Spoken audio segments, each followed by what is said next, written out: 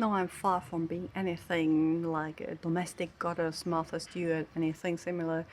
In fact, I'm quite rubbish at anything cooking and decorating and all that stuff involved. But look what's growing in our backyard. And they make for a delicious marmalade my daughter loves, so we're going to pick them and cook them. There are so many of them.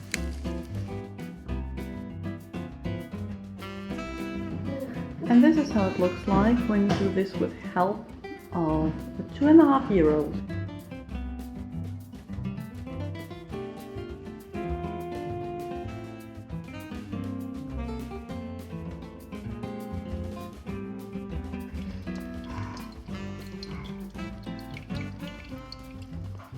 And what you're left with when you're finished is 6.5 liters of the juice.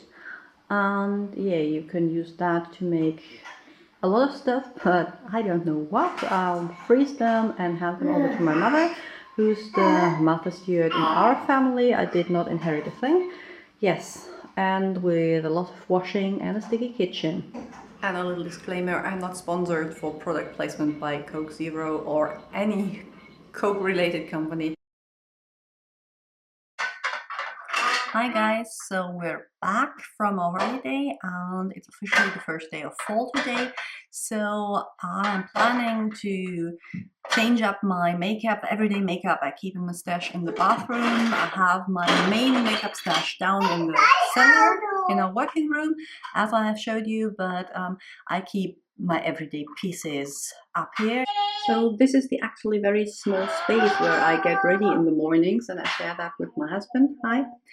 And here is where I keep my skincare and makeup.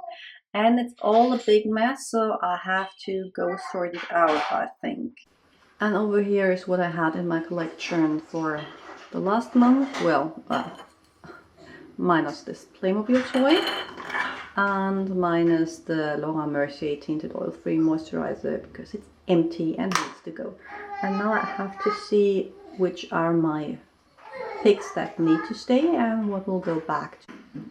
Okay, so these are the basics that I'm going to keep. My corrector, some translucent under eye setting powder, my favorite liner, the mascara I'm currently using, the concealer I'm currently using, brow product for everyday, brow gel for everyday, some everyday contour, the Sephora baked face makeup that I keep on using until it's too dark for me again, my MAC Painterly Paint Pot, my usual eyeshadow base, blending shadow, and whoops, sorry, a red cream blush. Almost forgot to include my Max Factor liquid eyeshadow in coffee.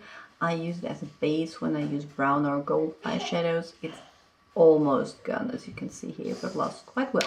Newly added will be this as a base. That's the sample size of the Effaclar Duo Plus tinted face cream. I've been meaning to try that for ages. And also new for fall, those two palettes. That one is Pixie by Petra, and I love the color selection for fall. And then the Makeup Revolution London Iconic 3 Redemption palette, I guess. It's said to be a dupe for the Naked 3 palette, which I don't know because I don't own any Naked palettes. I like it. I wish the pigmentation would be a little more intense. For blushes, I have 3. That one is from the Liberty of London collection. Sadly, the compact broke because it's so pretty. And it's called Prim and Proper, and it's just a neutral blush. I own way too many neutrals. That's another one. It's by MAC. Whoops. And it's the color Garb. Lovely golden undertone that I like for fall. And the third blush is Amped Up the Apple by Clinique, the cherry stick, and I got that from last Christmas, but I haven't really probably used it yet. 2 pencil liners, or 2 eyeliners, not pencil liners. That's the Endless Silky Eye Pen by Pixie, and it's lilac violet, very dark. And then a green Lash and Grow tinted lash enhancer. I like the color. It's not the easiest to use. And then there are some things that have to go permanently, like this beautiful Rubenesque paint pot because it's completely dried out and I just can't resurrect it. I tried almost every Pinterest hack there is. And this L'Oreal Infallible eyeshadow in the color Sahara Treasure, which I used to wear a ton just as the wash of color all over my lid, but I just think color clashes with my skin tone at the moment. So yeah, I guess I'll pass that on to my sister or something like that.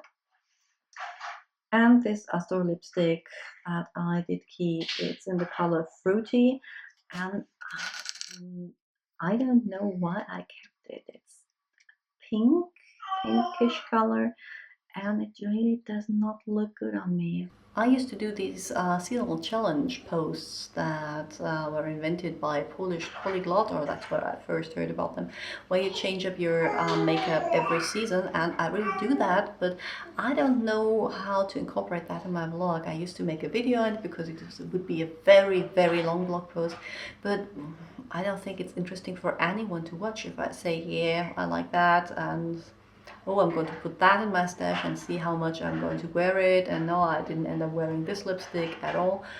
And she has these nice blog posts, but whenever I write them, they are about 3 pages long. So yeah, I stopped. And maybe I will incorporate them in my vlogs. Let me know in the comments below if you are interested in that. Yay, favorites filled, and the kids are still sleeping, so I'm going to take the thumbnail. And yeah, well, you see, I used to be one that had content prepared for at least 3 weeks, and I had plans in advance for the next 3 months, but these days I'm just running behind.